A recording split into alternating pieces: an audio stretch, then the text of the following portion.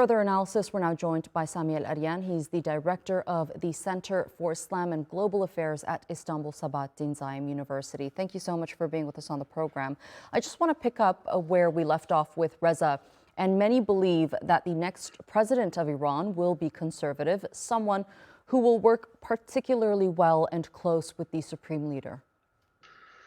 Yes, that's indeed the case, because Raisi himself represented the principalist current, and it's not clear yet who the candidates would be, but a lot of people are speculating that will be the Speaker of the Parliament, who is a conservative. And geopolitically speaking, can we expect any major changes moving forward? Not really, because the person who actually does policy is the supreme leader himself. He's the one who approves the policy, so I don't expect any changes, either domestically or in foreign affairs. Right, and there are many speculations behind the helicopter crash on Sunday, and we do know that an investigation is underway by Iranian authorities. But what do you make of those speculations? I mean, it's quite strange that there will be 3 helicopters. One of them is the president, and it's the one that crashes, and that they take about 14 or 15 hours to find him. So there is a lot of speculation. There's a lot of people who think that there could be some nefarious situations, but still there is no evidence to confirm any of these speculations. Yet it's still a mystery how this happened. Right, and just to expand on that a bit, I mean, the relations with Iran and the United States is quite fraught. What do you make of the response that we've seen from the United States so far?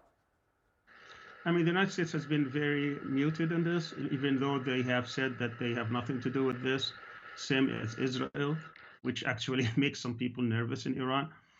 But yet the United States has a very hostile policy towards Iran since 1979. So there is nothing strange here. It's been under sanctions since 1979, on and off.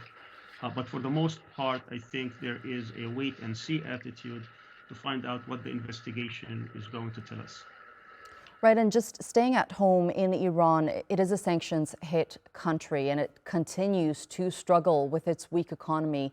And some Iranians are worried that the country is in a vulnerable position with regional conflicts underway, particularly with the war on Gaza.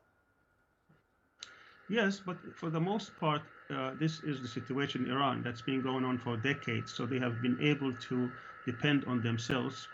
They have been able to rely mostly on domestic products. They do not import food or medicine, except for very few items. They have been able to produce their own weapons and actually to trade mostly with other blocs such as China, Russia, India, and other Arab countries. So they have been able to maneuver around the Western sanctions and try to build a country that would be more independent from their point of view.